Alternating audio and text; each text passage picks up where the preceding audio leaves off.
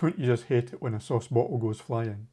I don't know why some fridges have low height baskets in the door for condiments. Let's design a barrier that increases the height of the barrier in Fusion 360. I'm starting off here with a picture outline of the base of the fridge door basket. Then draw the approximate top profile of the basket. Then draw the approximate side profile of the basket. And sweep that side profile along the top profile to make half the basket. Then some other bits to finish it off. It doesn't need to be exact, it's just a shape to ensure that what you print will fit. Next we will draw the side profile of the barrier higher than the basket front. Ours is so low. And add a foot to hold it. Now sweep that profile along the curved front of the basket.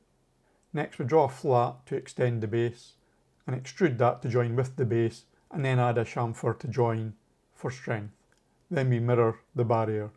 Now we want to print the barrier flat, so we need to project the barrier to a flat sketch and then extrude it. And that barrier will be flexible enough to bend to the curve. We can print this out in a translucent filament so it's less noticeable. Now we can glue the barrier into its base. When the base has items on top of it, they provide the weight to keep the barrier in place. Sorted. Cheerio.